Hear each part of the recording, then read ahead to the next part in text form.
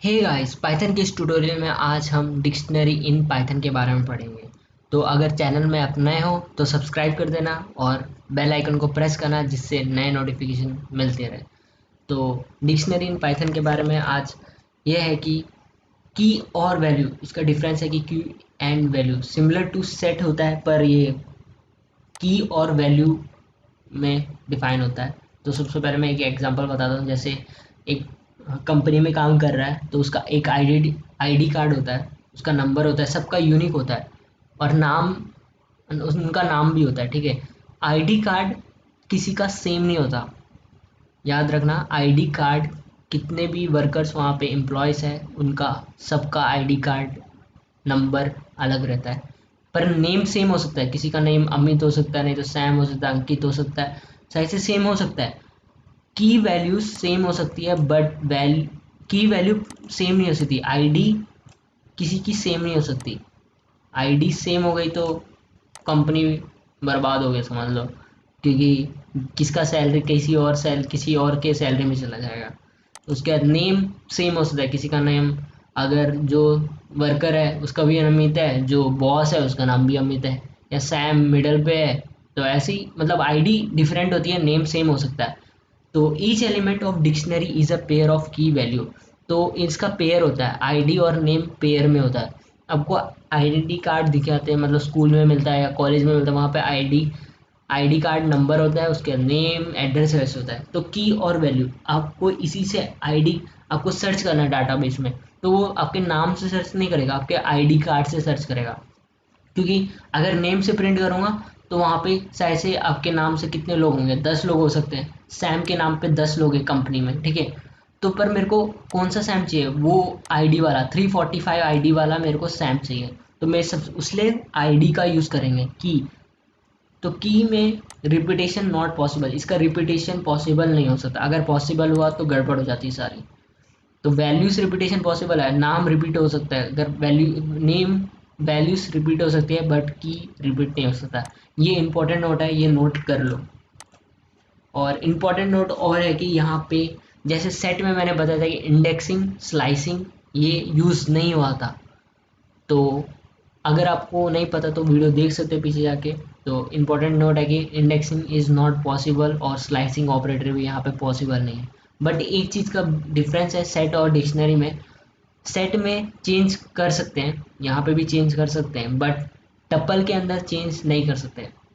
याद रखना, टपल के अंदर चेंज नहीं कर सकते, वहाँ पे एरर आता है। तो इसको अब प्रैक्टिकल में करते हैं हम, कि डिक्शनरी कैसे बनाते हैं। अगर मैं डी इक्वल टू डिक्शनरी के नाम पे करता हूँ, ये एक डिक्शनरी है, इसका टाइप डिक्ट है। इसका मैं टाइप भी प्रिंट करता हूँ कि डिक्शनरी है, डिक आएगा। तो इसका टाइप भी प्रिंट करता हूँ, type of D Dick class आएगा। तो क्लास डिक्ट आएगा और ये एम्प्टी डिक्शनरी है। तो यहाँ पे मैं की और वैल्यूज़ की तरह एक नाम कैसे, मतलब स्टोर कैसे करते हैं। जैसे मैंने एक आईडी दे दी, ठीक है, इतना, उसका नाम राहुल लिख दिया, ठीक है, कोमा लगाया, 101 आईडी दिया, उसके बाद समर लिखा, कोमा लिखा, 102 नहीं 2 लिख लेता हूँ। उसके बाद लिखता हूँ अपना नाम ही लिख लेता हूँ, उसके बाद क्लोज करता हूँ, ठीक है। ये हो गया, डी में चला गया, ठीक है। तो अब मैं प्रिंट करूँगा डी को, ठीक है। तो ये देखा डिक्शनरी में ये चीज़ आ गई।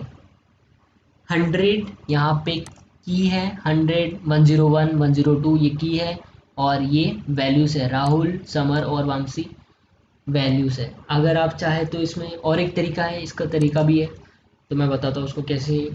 अगर आप चाहो तो स्ट्रिंग में यूज़ कर सकते हो, मैं बताता हूँ इसको कैसे करते हैं।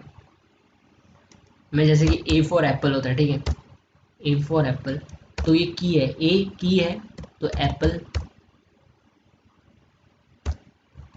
इसको यहाँ पे स्ट्रिंग में है तो स्ट्रिंग लिखना पड़ेगा। तो ये पहला की वैल्यू, ये की वैल्यू है, ये इतना की वैल्यू है, ये इतना की वैल्यू है, ठीक है। तो उसके बाद मैं लिखता हूँ बी, बहुत, अरे उसका आप चाहे तो ऐसे भी लिख सकते हो। तब सेट को बंद कर दिया। अब मैं प्रिंट करता हूँ डी को, ठीक है।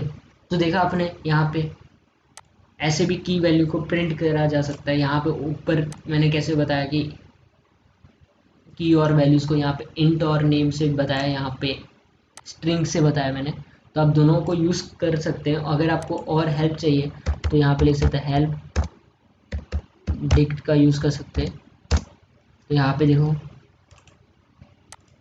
यहाँ पे डिक्शनरी में इतनी ज़रूरत नहीं पड़ती, ज़्यादातर सेट और बाकी लिस्ट और टपल से यूज़ किया जाता है। इतना काफ़ी है, बेसिक के लिए इतना काफ़ी है। एडवांस लेवल में तो और भी ज़्यादा होता है। तो ये सारे इसके फंक्शन से आप यूज़ कर सकते हो। वही clear, size of, copy, get, items, ये सारे पॉप करना। पॉप का मतलब रिटर्न करता है वैल्यू।